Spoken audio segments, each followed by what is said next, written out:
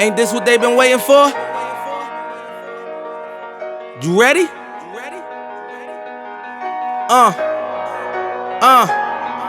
I used to pray for times like this, to rhyme like this, so I had to grind like that, to shine like this. In a matter of time I spent on some locked up shit in the back of the paddy wagon, cuffs locked on wrist. Yo, yo, yo, yo! What is up, guys? Welcome to the first episode of the City of Brotherly Love Sportscast. I'm Blake. This is Dylan. And we're going to be going over some topics of concern. Just, two Philly fanatics here, trying to talk some sports, see what you guys think. Send your comments our way. Some of the topics we're going to be going over today is a little bit of post-game from that Eagles-Seahawks game. A little trash. And then talk about who's more to blame on the season. A little bit of Howie, a little bit of Doug, Carson. Have the Sixers done enough to compete in the Eastern Conference? The whole JT REALMUTO situation. And then a little bit of a pregame for the Eagles-Packers next week. So, further ado, go ahead, Blake. Talk a little about the game last night. So, first of all, we start off, get ball, get the encroachment. It's 1st and 5. Fucking Doug comes out, 3 straight pass plays. All we need, simple runs, at least one, and then you can go to throwing. Nope. This dude sitting here, 3 pass plays in a row, constantly has a QB throwing 40 times a game. It's ridiculous. It's not needed, especially when he's struggling. You have a back who's averaging over five yards per carry. It's just ridiculous, Just like when you mentioned, 6 runs per the game for Miles Sanders. That's absolutely horrendous. That's ridiculous. And people wonder why Doug Peterson is getting so much hate for not running the ball, but then Carson Wentz is throwing the ball 45 times a game. He shouldn't be throwing the ball 45 times no matter what, and most of the game they were only down 1 score. So I don't care if you're down 1 score, you should be running the ball at least twice every 4 downs, at least on first down, something. Something's got to push, because if not, then they're literally wasting Miles Sanders and Carson Wentz's career right now with the way that they're play calling. Yeah, it's just horrible. You come out, the defense, especially the defense, I don't think anybody expected them to get 2 stops like that. A goal line stands, perfect, and then... Yeah, shout out Derek Barnett for real. 2 of them. Finally doing something productive, looking like a first-round talent for once. But, yeah, you get those 2 stops, and the offense does nothing again. Absolutely nothing. It's garbage. It's the play calling. It's partially Wentz. The receivers don't get separation. It's ridiculous. There's just not a lot to say about it anymore. It's just a constant same woes every week. And, dude, you come out and you start off, I think it's the first 5 possessions of the game, we went 3 and out. That can't happen. It's 2 and 28. And we didn't pick up our first down, I think, till there was 5 minutes left in the second quarter of the first half. That is just ridiculous. That can't happen. And you got Doug over here sitting here saying he still is confident in his play calling and he doesn't want to give it to anybody else. So, hey, I'm on the bandwagon. Throw the play calling over to Deuce Staley. Throw it. Give it to him. Or Rich Scangarello. Why not? Somebody. Broncos' offense wasn't good last year, but what more can you do? They didn't have anything last year. That was their QB, Joe Flacco. Who was their running back last year? Drew Lock, and last week Phillip Lindsay. And Cortland Sutton out of nowhere. But besides that, so, you got to see what Rich Scangarello could possibly do. If people want to see Deuce, give Deuce a try. It doesn't really matter this late in the season. Are they still technically alive in the NFCs? Yes. Are they going to win the NFCs? Probably not. There's no shot as of right now. As of last week, I probably would have picked the Giants. The Giants were on a roll, absolutely steamrolling some, especially the division games, which really matter. But now Daniel Jones, them losing Daniel Jones for 3 games, that's a dagger right there. That might shut them down. Yeah, a lot of people ended up flip-flopping. They had us still winning no matter what. That definitely ain't happened with the stretch of the next 5 games. I would say the Giants, they play hard. They're in every game. No matter what, go look at their scores. They've only been blown out once this year. And So, I mean, it comes down to the Redskins, and Alex Smith's more than serviceable. He's a good vet. They don't really have many weapons. I mean, Antonio Gibson's nice. Terry McLaurin's nice. Their D-line's crazy. So, they'll probably be the ones to win the NFC East, but at the end of the day, it's benefiting us more. We're going to get a high draft pick, and hopefully Howie's gone. Hopefully Doug. I don't know about him yet. Undecided, but... So, like, on the side of even, like, the issues that we know that are week by week, Carson Wentz, his inability to make that final play that he used to be able to make that we know and love from 2017, and then Doug's play calling, easily the worst Doug play calling that I've seen in his play calling history in Philly. And then Howie, we all know Howie's inability to be able to do anything in the draft. He's known for his big trades during the season, big trades that won us the Super Bowl, but outside of that, last person, you look at the drafts, it's just bad. But then, like, when it comes down to yesterday, you got your knowns that you're like, damn, like, that's going to be shut out. That's one player on the team that we think is going to be able to do his job. And yesterday, I thought Darius Slay was going to do his job. And that man got torched by DK Metcalf, 177 yards, and just, dude did what he had to do. DK Metcalf, I'm going to say he's the next Megatron. He is. He's a freak. He is. There's nothing else like him out there. I mean, people will always go back to the draft. I'm one of those people. I wanted him. I know tons of people who wanted him. People can say, they could say at the end of the day because of, like, injury history or because of his body, they were like, oh, he wasn't the clear-cut pick. No, he was the clear-cut pick, and we're paying the price for it now. We paid the price for it twice. The game soon catch to end our hopes last year. I mean, God knows what would have happened in playoffs anyway, would we have won, but we would have got Ball back one more time, and he torches Jalen Mills last year. And then you watch him go for 177 yesterday, and they kept mostly everything in front, but it was like, you can't even contain that dude. The only person that probably can in the league is Jalen Ramsey, and then he showed that, and that's it. Yeah, that's probably it. And then we messed up on that draft with JJ, and then people starting to talk about the whole Jalen Reagor. Did we mess up on this draft this year? But I'm not the one that's going to sit here and call Jalen Reagor a bust just yet, because I don't think he is. I don't think he is yet. But something's got to give, because he's got Justin Jefferson's out here putting up money. Jerry Jeudy was putting out money when they had a quarterback, and Kendall Hinton wasn't playing quarterback. Yeah. And then you have CeeDee Lamb. We know what he's doing. Chase Claypool. Not that anybody knew who Chase Claypool was going to be, but I don't know if they're not using Reagor to his capabilities, top capabilities that we know that he can be. He's not getting separation. I mean, I like him. I do. I wasn't happy about the pick at all. I mean, I think we were all on FaceTime for the draft. You were in Japan. Eric, our boy Eric, was he was out there, and he was in Qatar, so we had him on FaceTime, keeping him updated, and we were all like, Justin Jefferson's there. We all wanted Justin Jefferson, and they take this guy, and I wasn't high on him at first, but after seeing the tape, I was. He's fast. He's supposed to be a good run after the catch, or yards after the catch, whatever you want to say, but they don't even use him in any type of way. I don't know. His verticals are the most impressive thing. All Reagor had on him was speed and jump ball ability. Yeah. For Reagor's size, his jump ball ability in the draft and the combine was ridiculous. They said that he had one of the highest capabilities of jump ball, and they said he was the highest. Yeah.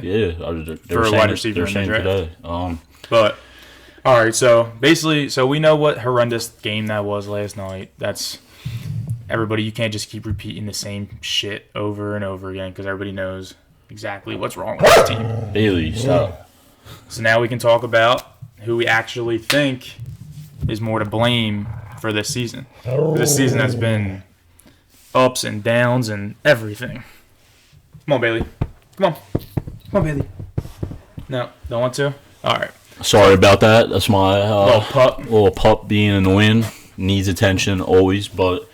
So, I mean, we were a little all over the place there at the first segment about last night's game, but really wasn't much to talk about. It's been the same trash over and over again. Now we're going to get into, like, our real first topic.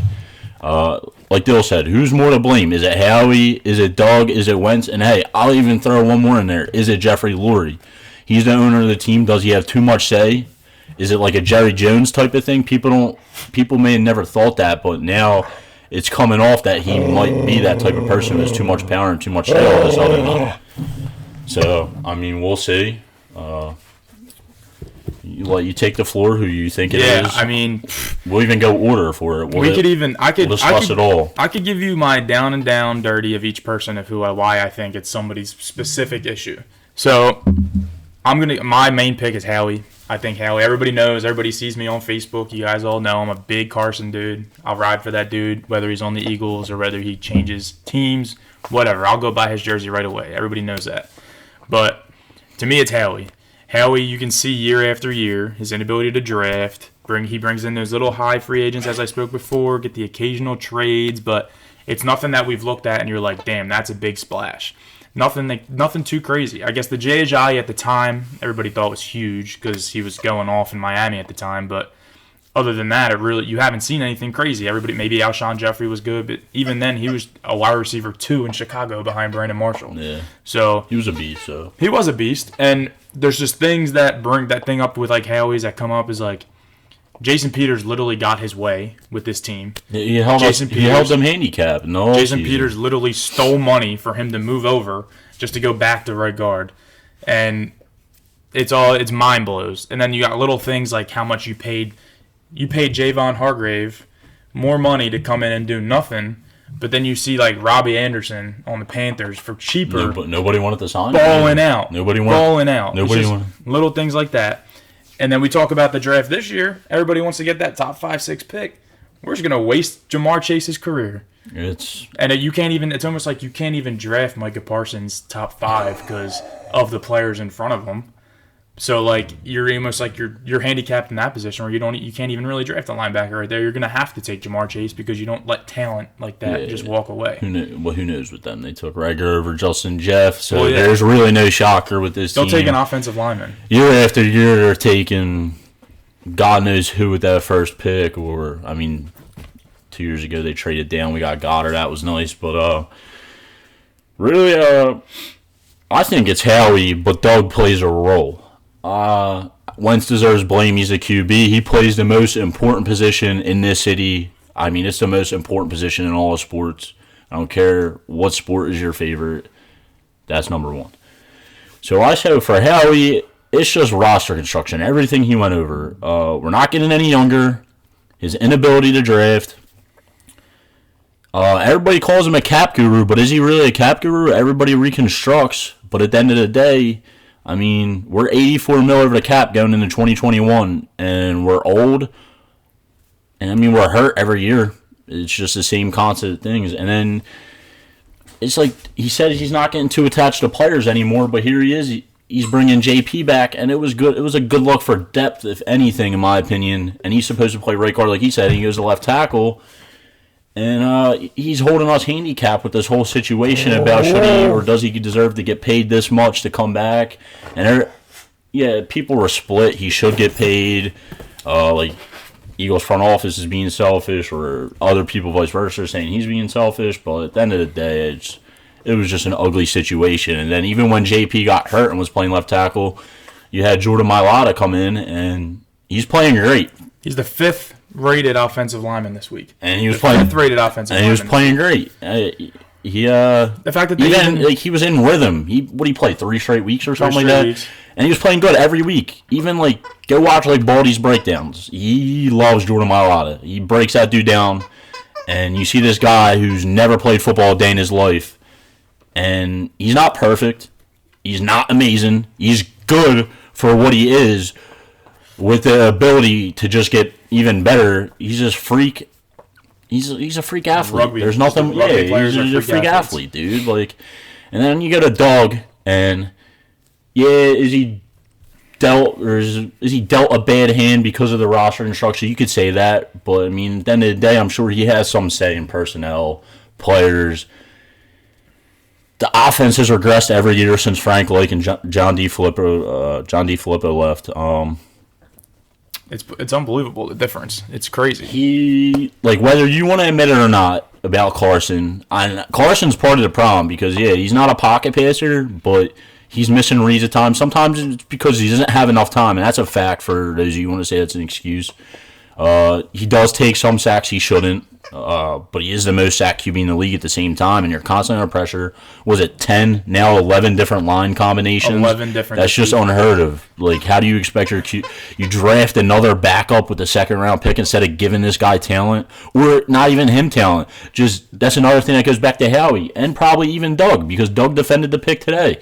It's like, you could have filled in linebacker needs. Hell, we could have used more cornerbacks because outside Slay, Maddox is all right. I don't even know what Nickel Roby-Coleman's doing this year. Maddox, I was surprised, shut down He Tyler played Lockett yesterday. Yeah, Lockett had 3 receptions. He's a hit or miss. 23 he's yards. He's a good too, yesterday. But he's hit or miss. I think he's better in the slot 90% of the time, but they have Roby-Coleman for that. And Roby-Coleman, I guess, he holds his own. I guess he does pretty good. The linebackers, I mean, Alex Singleton, he's a beast. He played good yesterday, but I mean, when you were talking about how we know Carson's not a pocket passer, like, we understand Carson is not a pocket passer, so why would you not change your game plan to get him out of the pocket? Dude, so yesterday, this dude goes 1 for 1 for 17 yards outside the pocket. Rolling. Finally roll him out. 1 for 1. All the way to the third quarter. 1 for 1. And they don't go back to it. Guys. If you didn't know, he led the league last year in QBR outside the pocket with 94.4. And inside the pocket, 58.8 QBR. That is unreal. You should be rolling him out of the pocket 7 times out of 10. Dude, I think 7 times out of 10. Easily. I think KC rolled Mahomes out like 17 times. You have to. It needs to happen. Look what Andy Reid does. Yeah, they got weapons. I know. Even Rodgers. You go and watch Matt LaFleur. At first, the first year, I was iffy on him. But, I mean, this year they're making it work. Their offense is crazy. Everybody said Rodgers took a step back. I never believed that a day in my life. They just think Rodgers hard to coach. Rodgers is one of the hardest QBs to coach. It's because he's so damn smart. Exactly. He can't get on that level with certain people. But that's what I think Wentz needs to start to do. Because what Rodgers will do is he'll take over games himself. And he'll change plays himself, and he'll do what he wants to win the game. Wentz needs to start doing that, realizing that, wow, that's one dumbass play call. Yeah. I need to change that. Yeah. I feel like he did that. Like, even his first year, we played Cleveland in the home opener, and he hit Jordan Matthews for the first touchdown, his first career touchdown, was it? I think so, yeah. And it was like on that, it was like up and out, and he audibled the play. You heard him. I don't know what he said. What does he usually say? Kill. Yeah, and kill. You heard him kill the play. And usually now when you hear him kill a play, it's always a run, it sounds like. But it was like, where's that confidence from him? He used to kill it. He changed the play to whatever he wanted to, and he'd be money. Even on third down. Third downs used to be his bread and butter. I saw them bring this up in the game yesterday. I already typed it down. I made some notes. I'm not trying to look at them too much, try to look at you guys. But, I mean, dude, we were all year, I think we're ranked 28th in the league. We are on third down. But the last 3 weeks, it was second to last, but now I think we're officially last on third downs. Mm-hmm. That's not okay. Yeah, I think 2 and 26. And a lot of them aren't even manageable third downs. It's dumb penalties. Sometimes it might be Carson taking a sack, whatever. But it's also the fact that we don't run the ball. It's first down. First down is a running down in the NFL. Hell, even second down. Not saying every time, but you shouldn't be throwing the ball on those downs. You have Miles Sanders. You have a great running back. His fumbling problems, I don't even really call him fumbling problems. He fumbles at bad times just like any other running back, I feel like, in the league. Not the elite backs, but a lot of them. Mm-hmm. And, I mean, dude, it's just simple. He doesn't play Carson to his strengths. Third downs, it hasn't gotten any better. The offense hasn't gotten any better. What's our first half offense at for points per game this year? I didn't look that up, but a while back, I think it was like 5. I can't remember. It might have been more than 5, but it was the like past few years that we were good in the first half. Yeah, well, I mean, we were never a great first half team, never. But now it's like we were functional, not even functional in the first half. We would always be sloppy in like the first quarter. We're not even functional. So I mean, we leading with that. You're like, I'm gonna do a little Carson defending here, but no doubt about it, Carson is having the worst year of his career. Easily. 100%. But when you look at his stats, the previous years, there's a lot of people that are too easy to give up on this dude. And I don't know if you guys, a lot of you guys listen to Colin Cowherd or anything today, but he posted this video today speaking on Carson Wentz and defending him to the max. There's just, like, we know that he leads the league in turnovers. He now finally has more touchdowns than interceptions on the season. And he just has, for most of the season, he's had no talent around him at all. We're finally to a point in the season where he's having his people come back. Some of the line's getting healthy. Maybe Zach Ertz will come back next week. I don't know, even though he's acting like not the same Zach Ertz that we know from previous I seasons. think it's because of the contract. It's definitely contract. You saw like BG get paid. Exactly. I mean, BG deserved to get paid at the end of the day. We all thought he was gone though. We didn't think we wanted him back. Not saying we didn't literally want him back, but we didn't want him back for the money. I mean, dudes end up having 2 career years back to back. He's aging. He's aging like wine. He's just getting better each year, BG. And it's like I feel like Zach Ertz saw like even Alshon got paid after the Super Bowl. He shouldn't have got paid probably. That's what Howie's. I mean, Howie let Malcolm Jenkins walk this year, but he signs Alshon back. Dude's played just recently, and he's taken snaps away from Travis Fulgham. Definitely killed that dude's confidence because you haven't seen anything from Trav in a couple weeks now, and it's embarrassing because that dude's a baller. Yeah. And you got Alshon who's half-assing it 90% of the time. So referring to that Colin Cowherd video I was talking about is, if y'all didn't know, in year 4 of Eli Manning's career, the Giants were talking about actually trading him and cutting him because of how bad he was. That next season, after all those talks, Eli Manning won his first Super Bowl in his season 5.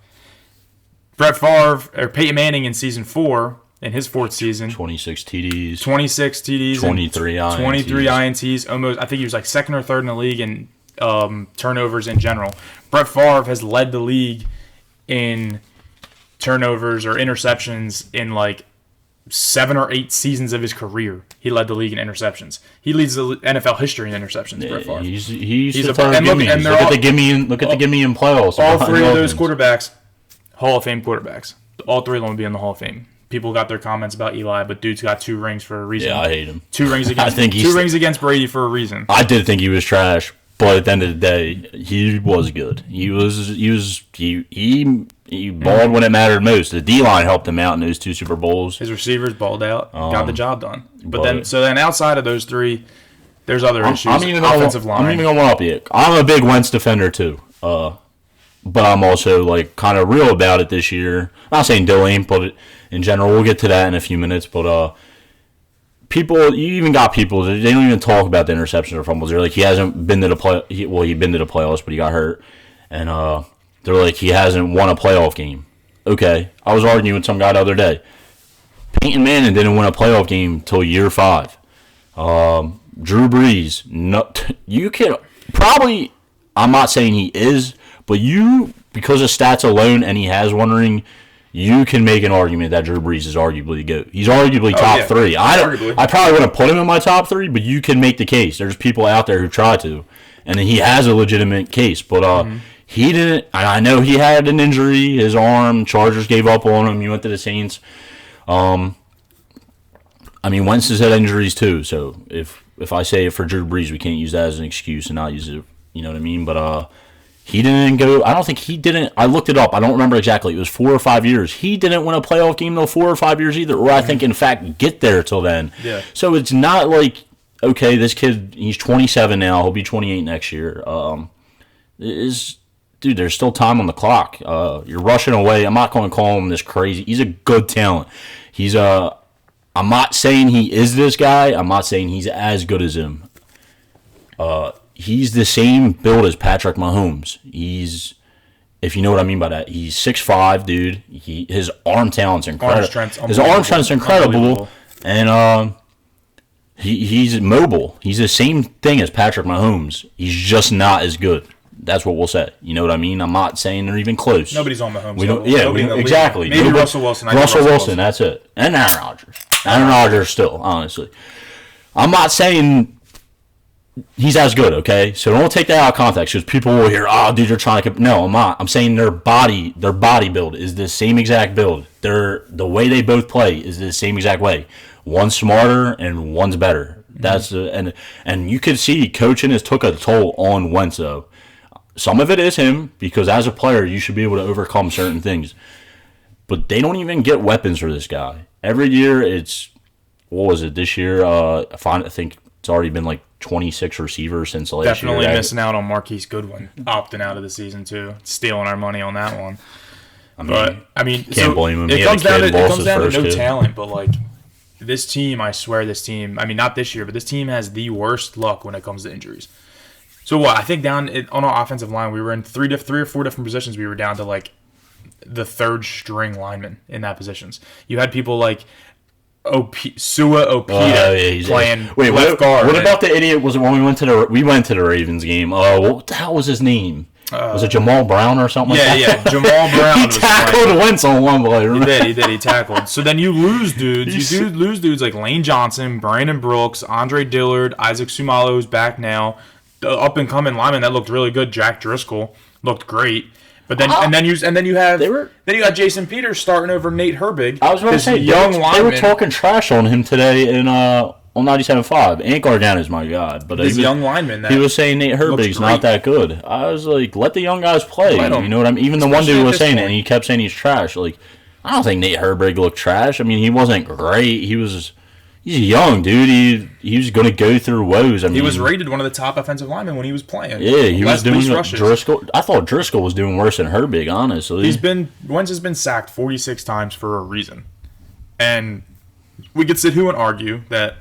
I would say 15 maybe are on Wentz where he probably could have threw the ball away. But then you got plays like yesterday where there was a drop back where Jason Kelce launched the ball over his head 30 yards and he was somehow got away to throw the ball away. And those are plays that only Wentz and certain quarterbacks in the NFL can make. And I was about to say, and that's another thing. I don't know for sure, but I heard someone saying it. They were saying, like, that snap, Wentz got his hand on it. I'm pretty sure that counts as a fumble. I don't know if it does. It might not count as like a fumble in fantasy. I think it would be a fumble for Kelce, not a fumble for Wentz. I think it's a snapped fumble. Yeah, all right. So therefore, that still comes down to a team turnover. That shouldn't be happening because last week Jason Kelce did that 2 or 3 times too. So I mean, it's coming down to the whole team. The whole team is just making mistakes, just killing themselves. It's just happening over and over again. Yeah, dude. It's I don't know when they'll ever address the injuries. I don't know when they ever will because they need to get younger and they need to get younger now. And it's not like they don't have a million draft picks to do it. You, bro. They don't have young players even ready right now because all their young players that they've drafted previous years are all ass. They're absolutely ass. And this is another thing that tells you it's not all Wentz. I don't care if you're a Wentz hater. Yes, the guy has flaws. He's perfect. I know. They don't develop talent.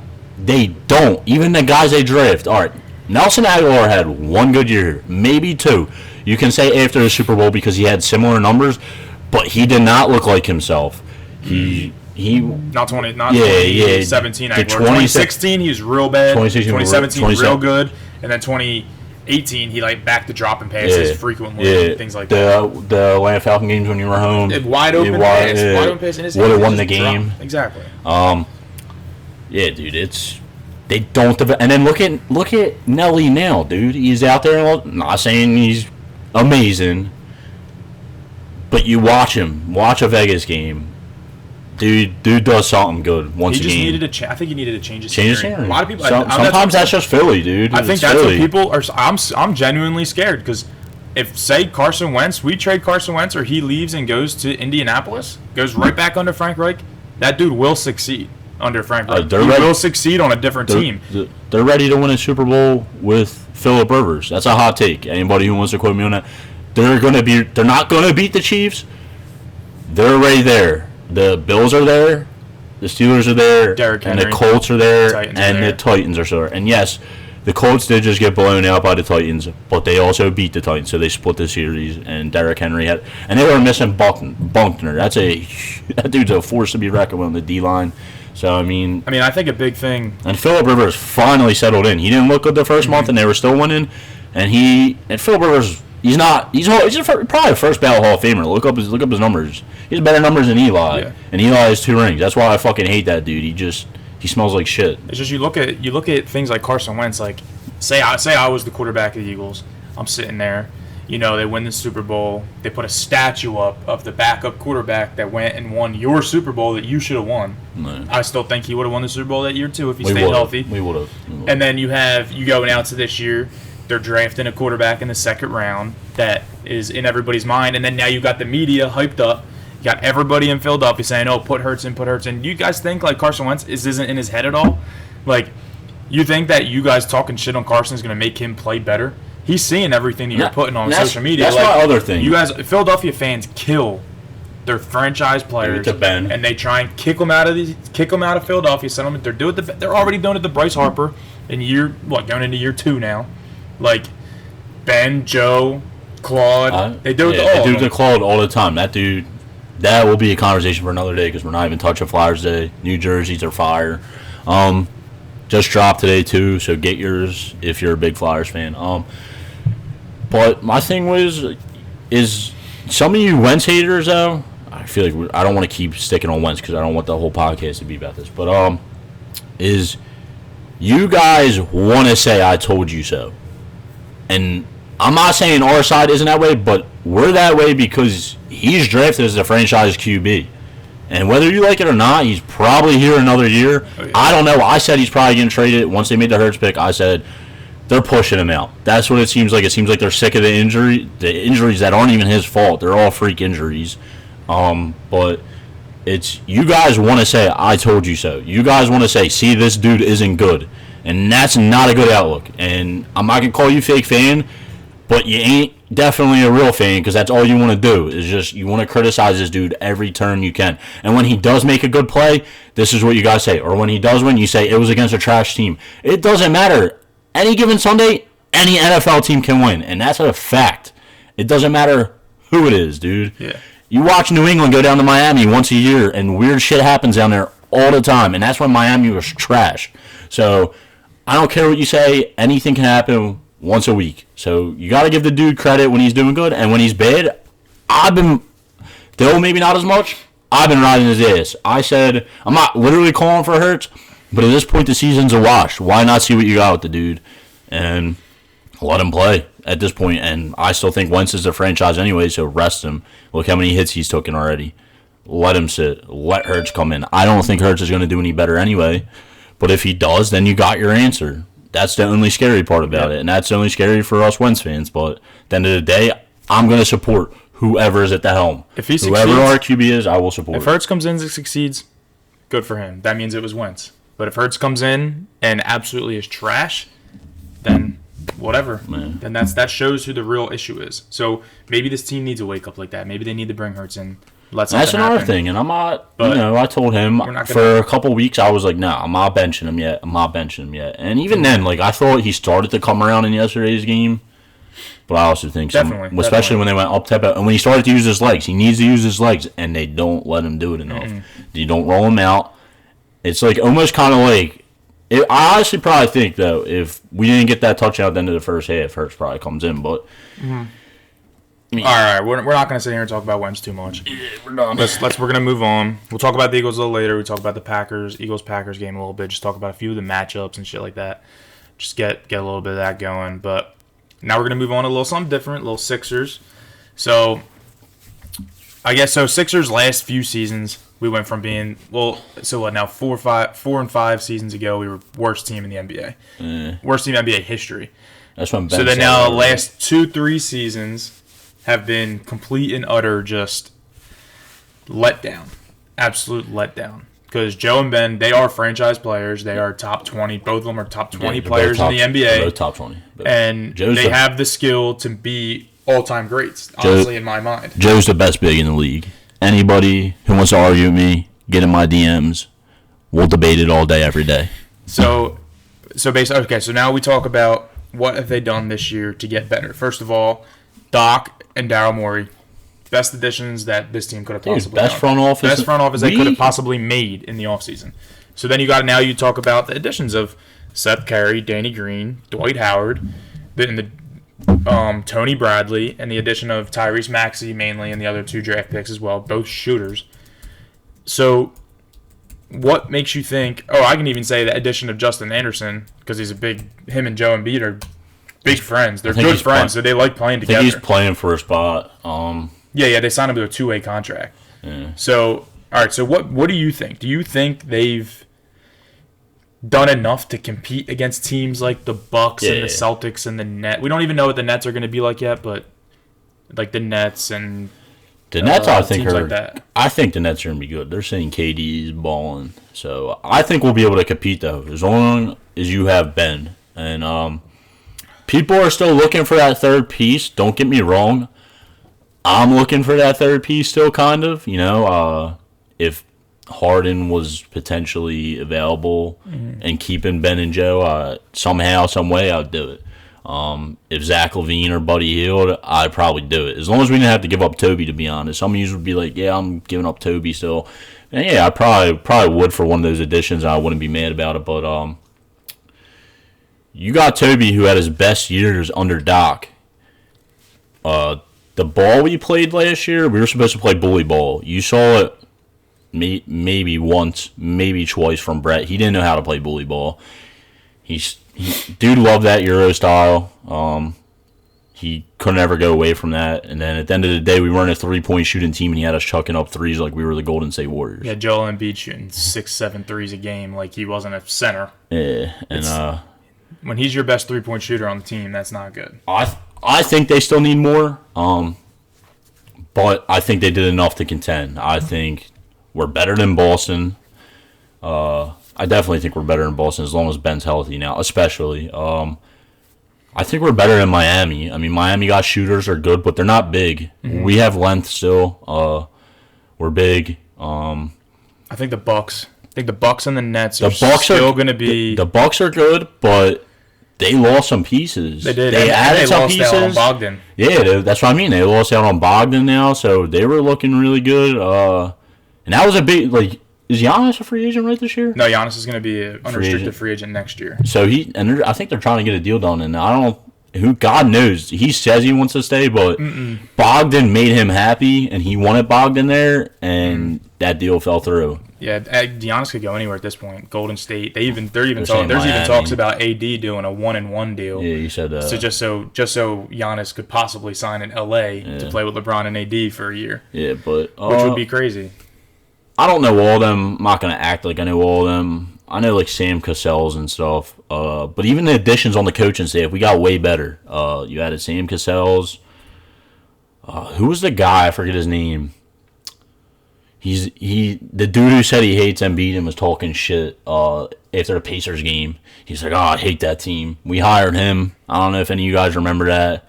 If I could play a soundbite right now, I would. We're not on that level yet. Not on level. First one.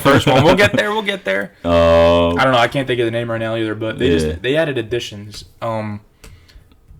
To me, I don't know. They personally. I think they're not there yet. So I think they're Eastern Conference Finals bound, depending on the seeding. I think our biggest thing still, which has been in previous seasons, our bench is still going to be. It's very questionable. We're gonna add some vet. We're not done yet. We're gonna add some vet pieces. They have to. They have no. And another thing is, they need to. Shout out to my guy Squall. When we eventually have guests on here, this dude's the most knowledgeable basketball guy I know. He breaks down everything great. I don't know why he doesn't do something in it. But he knew Tyrese Maxey even before we drafted him. When our pick was coming up, he said that's who we wanted. You can never go wrong with Kentucky players. Kentucky pride. You got John Cal saying teams are going to regret passing on him. We got a shooter. We got a dude who's in the gym every day at 6. Exactly we need it.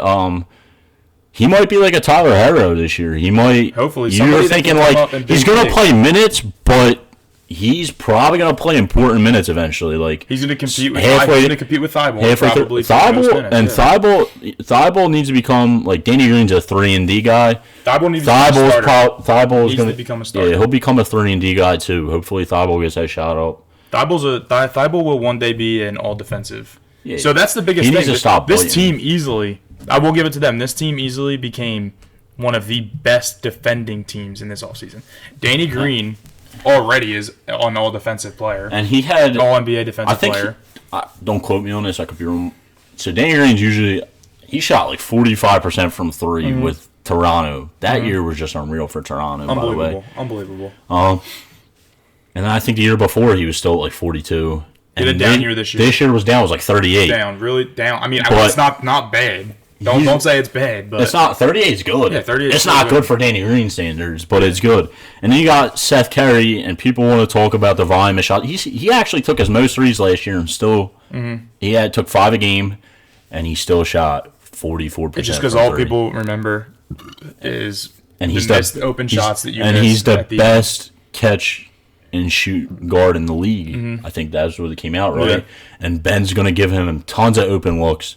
Oh, Seth has already came out and say how excited he is. Yeah. Seth thinks... And then you got Danny Green on one. You're going to have him. They probably won't be out there. Seth thinks he's the perfect match. He came out and said that he thinks he's the perfect match to play up with Ben and Joel. He thinks that he's the best spot-up shooter, debatable with Clay and Steph, obviously. But he thinks he's the best straight-up, shot-up shooter in the NBA to play.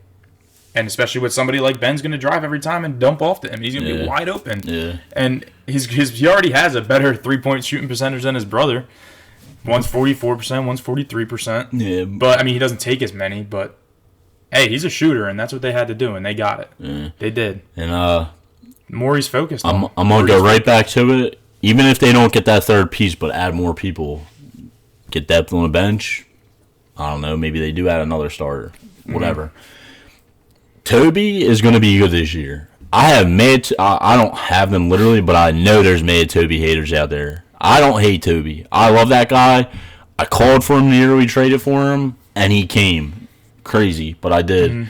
Mm-hmm. Brett didn't use him right. He's not a straight-up three-shooter. You guys saw You guys saw what he was shooting from three and thought, this guy's going to make it rain every game. No, that's not Toby. Toby's mid-range is cash. He can get his own bucket whenever he wants, and his three comes. But he ain't, let me take 5 threes a game. Let me take this many threes a game. No, that's not Toby. Toby used to get a quiet 18-20. No, his 20 is going to be known this year. Every game, Toby is going to be a threat, and that's going to be a fact. Oh, there's no reason. There's no reason why this team shouldn't have 2 or 3 all-defensive players, 3 all-star players. There's no reason they shouldn't. There's no reason they shouldn't. And they're going to. Ben, Toby, and Embiid will. They're going to. So that's what I'm telling you. The only thing that really scares me for this team is this starting lineup's going to be baller. We're going to have a top 2 or 3 starting lineup in the Eastern Conference. It's the bench. The bench is still going to bother me because, like you said, Danny Green's probably going to come off the bench, depending who starts, Danny or Seth. Is his shooting going to keep digressing, or is it going to just go back to the way he was? I think LA's a tough scene. Can Tyrese Maxey be good?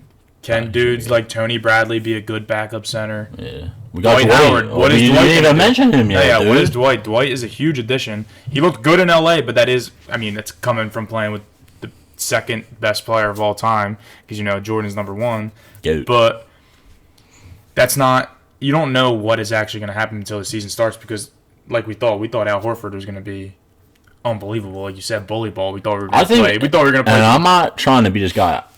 I don't like Al. I liked when we signed him. I'm not going to lie. I think a lot of you probably did, but we all wanted him out at the end of the day. I liked it. He didn't fit.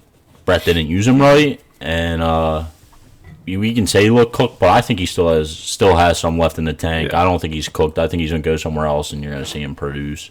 Maybe not as good, but he'll be good. All that matters is I think Doc and Daryl Morey and Sam Cassell are focused on centering this team around Joe and Ben. And he got those shooters. They're going to make things happen. And I don't know. We'll see. Hopefully we can talk a lot more about this because, first preseason game is in 13 days. So 3 weeks, regular season starts. Getting rolling. So we still need a traditional point guard too. Yeah. You guys, I don't know, we still have Shake. We didn't even mention Shake. Shake's good. Shake. He ain't a point guard. But let's see if he can still keep that 3-point percentage up, things like that. My last thing though is, so far this year, I think we've had probably the best all season, if not second to the Los Angeles Lakers, aka the defending champs. Especially because they're gonna have AD coming back, and they've done a lot of great things. So who you barking at? Come here. All right, so. Hey, with the dog barking, right from there, we're going to take our step off the Sixers and make a little digress. We got a little bit of time left. We got about 17 minutes left. We're going to try and hit this at an hour for the first one. I hope you guys leave as many comments and just tips and help us out to make this as best as possible. Let us know because, if anything, we'll start to make this live so y'all can call in. Let us know that we sound dumb, sound stupid, fight with us, disagree with us. That's what we want. Definitely hit us with comments, though. Hit us with topics. We're trying to have fun. This is all about having fun, talking about you guys, but talking with y'all. But all right, let me get her. I don't know. From there, I guess we'll move on to the Phillies. Not much to talk about them. It's the off-season. Nothing really going on much besides John Middleton coming out. Wait for Blake. But basically John Middleton coming out saying that we're not going to re-sign JT REALMUTO. And honestly, why did we sign Bryce Harper? My moral of the story is, why did we sign Bryce Harper? First of all, you gave up Sixto Sanchez. Look, baby, you feel bad for JT, and then you have no baby Pedro. We gave up baby Pedro, and I love JT. Catcher is my favorite position, arguably the most important. I look at them like he might not literally be the captain of the team, but they're like catcher's like the captain of the team. Yeah, absolutely. And JT calls games great. He has the best pop time in the league. Nobody's running on that dude. And his bat is crazy. He's good for 20 home runs a year. Mm-hmm. He was probably the best hitter on the team last year. Outside Boom. But my God, Boom's unreal. Oh, he's going to be an animal. Bomb's going to be an animal. But I don't know. It's just the team, the front office, they still don't even... You see teams... Theo Epstein said he's taking a year off. You know who else had ever taken a year off, though? Daryl Morey. Mm-hmm. Guess where he came? To Philly. You throw that money, you get a guy like... and Girardi already he's won 3 rings. Girardi already being two different here, teams. That could pull people in. People want to maybe work with Joe Girardi.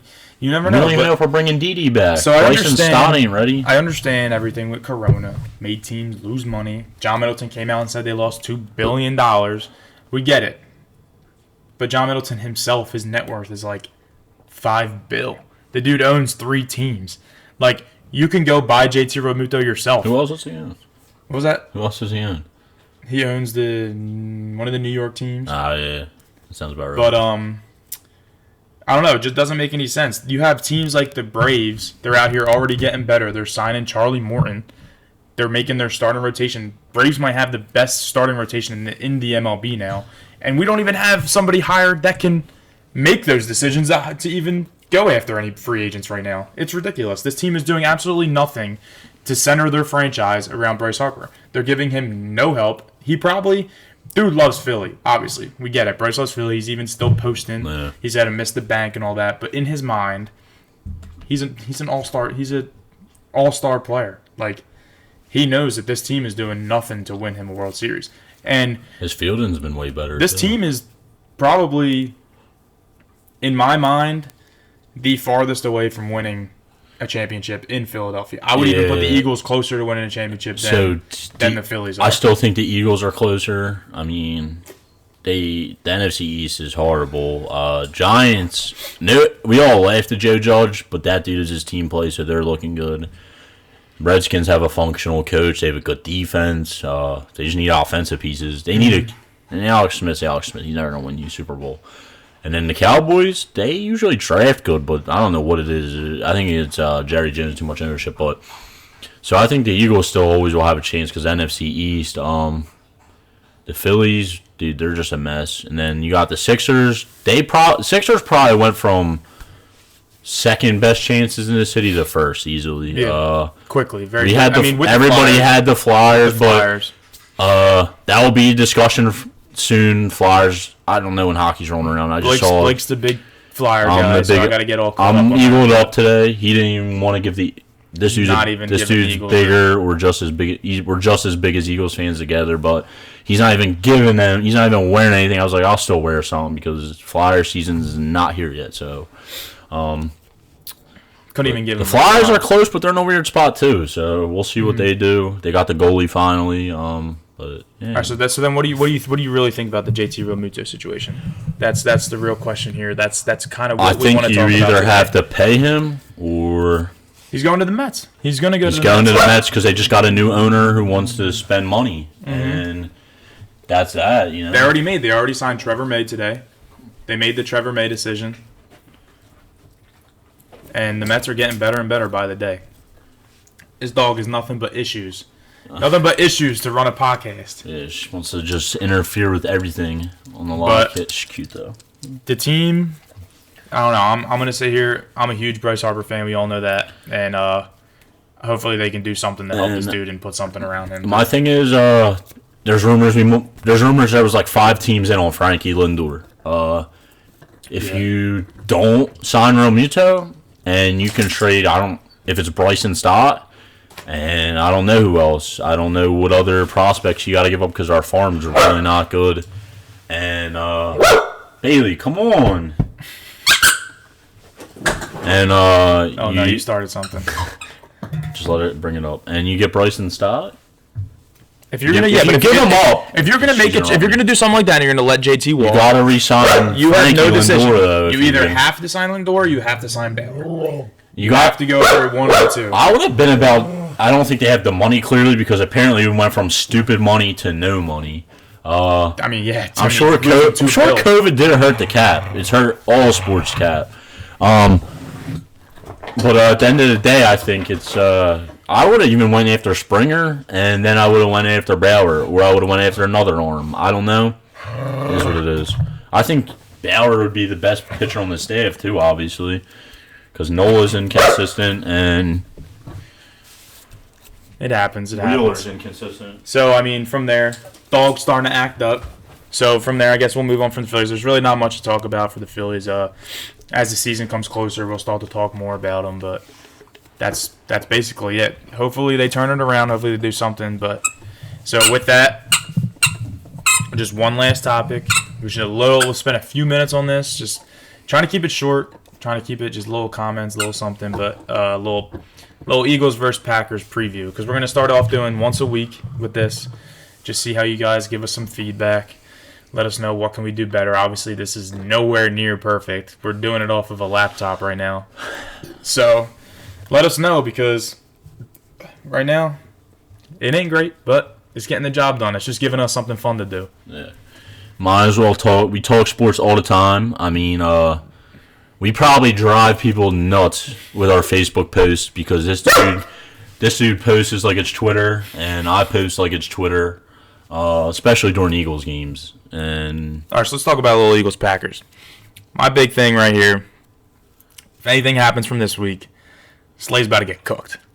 By Devontae Adams. Devontae Adams is about to cook Slay. I think Devontae is a good route runner, so you're probably right. But I think he fares better against.